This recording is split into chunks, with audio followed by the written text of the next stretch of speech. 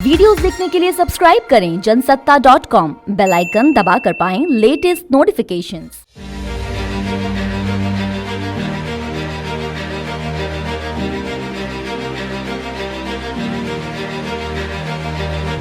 पच्चीस जून 1975 तत्कालीन प्रधानमंत्री इंदिरा गांधी ने आधी रात को देश में आंतरिक आपातकाल की घोषणा कर दी। इसके बाद सियासी गलियारों में उथल पुथल मच गई। विपक्षी नेताओं को इसका अंदेशा पहले से ही था। जॉर्ज फर्नांडिस, नानाजी देशमुख, सुब्रमण्यम स्वामी जैसे कुछ नेता तो अंडरग्राउंड हो भी गए, लेकिन आडवाणी, वाजपेयी जैसे तमाम नेताओं को गिरफ्तार कर लिया गया। इधर आम लोगों को पता ही नहीं था कि इमरजेंसी का क्या मतलब होता है। सड़कें सूनी हो गईं, पुलिस की गश्त बढ़ गई।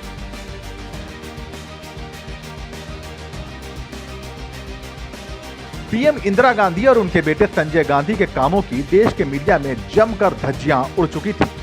यही वजह है कि तमाम अखबारों और उनके संपादकों से चिढ़े बैठे संजय गांधी ने उन्हें सबक सिखाने की ठान ली थी। खासकर कुछ चुनिंदा अखबार और पत्रकार तो संजय एंड टीम के निशाने पर थे। ऐसे में संजय ने तत्कालीन सूचना प्रसारण मंत्री इंद्र कुमार गुजराल को फोन करके प्रेस को दुरुस्त करने का हुक्म दिया। उनके लहजे और आदेश पर गुजराल गुस्सा हो गए और दो टूक कह दिया कि वो उनकी मां के सहकर्मी है, न कि संजय के घरेलू नौकर। इसके बाद 3 दिन के भीतर ही यानी कि 28 जून 1975 को गुजराल से सूचना प्रसारण मंत्रालय का प्रभार ले लिया गया और विद्याचरण शुक्ल को सौंप दिया गया।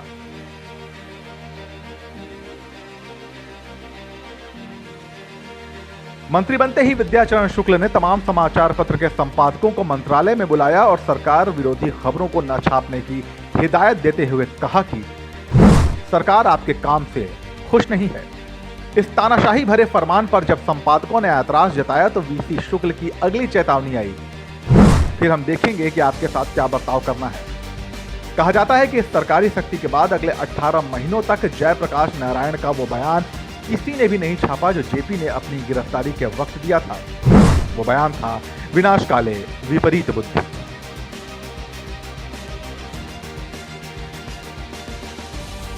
उस दौर में ऑल इंडिया रेडियो के समाचार संपादक रहे कपिल अग्निहोत्री के मुताबिक पहली बार सरकार को लगा कि खबरें उसके खिलाफ नहीं जानी चाहिए। पीटीआई, यूएनआई जैसी एजेंसियों को चेतावनी जारी कर दी गई कि वो बिना बताए संवेदनशील खबरें जारी न करें। सरकार की बात ना मानने पर एजेंसियों के सामने बंद होने का खतरा मंडराने लगा। देखते ही देखते सत्ता विरोधी खबरें ज्यादातर अखबारों से गायब होने लगी। इंदिरा के बयान, उनके कार्य और उनकी योजनाओं की पॉजिटिव बातें ही अखबारों की सुर्खियां बनने लगी।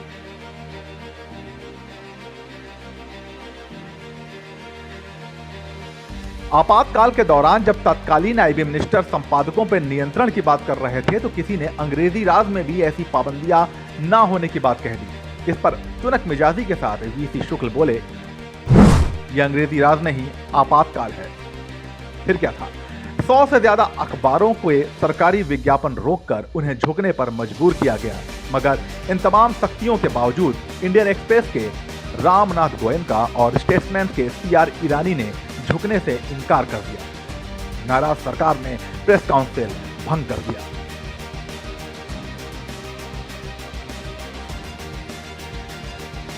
इमरजेंसी की जिन लोगों ने खुलकर आलोचना की उनमें वरिष्ठ पत्रकार कुलदीप नैयर भी शामिल थे।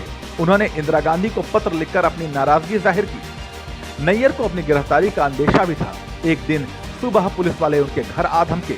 नैयर ने कहा कि आप घर की तलाशी ले सकते हैं, लेकिन पुलिस वालों ने कहा कि वे तलाशी लेने नहीं बल्कि गिरफ्तारी करने आए हैं। नैयर ने अपनी आत्मकथा एक जिंदगी काफी नहीं में लिखा है कि मेरी गिरफ्तारी के बाद थानेदार ने वायरलेस सेट पर अपने सुपरिंटेंडेंट को मेरी गिरफ्तारी की खबर देते हुए कहा, शेर पिंजड़े में आ गया।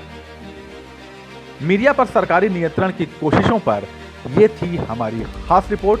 आपको कैसी लगी हमें कमेंट सेक्शन में जरूर बताइएगा और ऐसी ही लीक से हटकर खबरों के लिए बने रहिए जनसत्ता के साथ।